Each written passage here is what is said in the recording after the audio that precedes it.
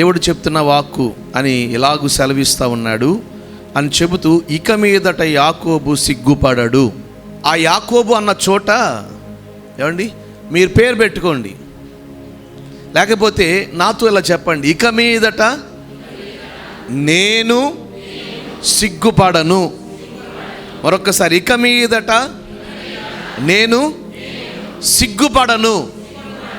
గత కాల పరిస్థితులు మన జీవితంలో కాస్త ఇబ్బందికరమైన పరిస్థితులు, తలదించుకునే పరిస్థితులు, సిగ్గుపడే పరిస్థితులు కలిగి ఉండొచ్చు. మన కుటుంబాలు, మన ఆర్థిక ఆరోగ్య ఆత్మీయ పరిస్థితులు, మనం నడుచుకుంటున్న విధానంలో కొన్ని ఇబ్బందికరమైన పరిస్థితులు ఎదురై ఉండొచ్చేమో. కానీ ఈ నెల ప్రభు ఇస్తున్న మాట ఒకటి, అదేంటంటే ఇక మీదట మీరు సిగ్గుపడనే పడరు. ఇది దేవుని మాట.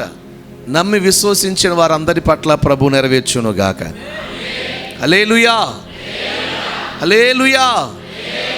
ఇక్కడ అడుగుపెట్టిన వారు, ప్రారంభం నుండి చివరి వరకు అడుగుపెట్టిన వారు అందరి హృదయంలో ఉన్న ప్రతి స్థితి, ప్రతి వ్యక్తి జీవితంలో ఉన్న ప్రతి స్థితి ఆయనకి తెలుసు. అందుకు ఆయన మాట ఇస్తా ఉన్నారు. ఏమన్నా తెలుసా? ఇక మీదట నీవు సిగ్గుపడనే పడవు.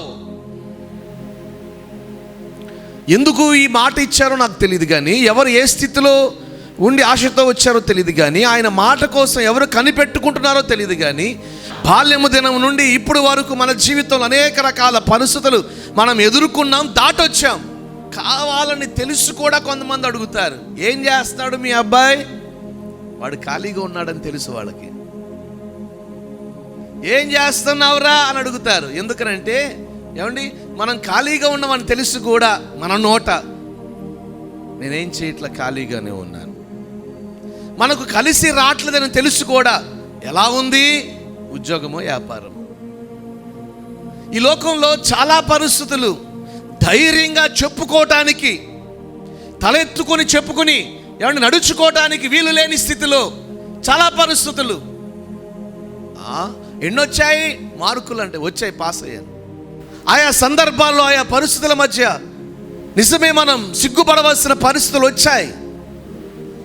కానీ ఈరోజు ప్రవహిస్తున్న మాట ఒకటే, చదువుకునే పిల్లలకైనా, ఏమండి ఉద్యోగాలు చేసేవారికైనా, వ్యాపారాలు జరిగిస్తున్న వారికైనా, అది సేవకైనా, మన కుటుంబాల అన్నిటికీ, పరిచయం అందరికీ ఇస్తున్న మాట ఒకటే, ఇక మీదట మీరు సిగ్గుపడనే పడరు.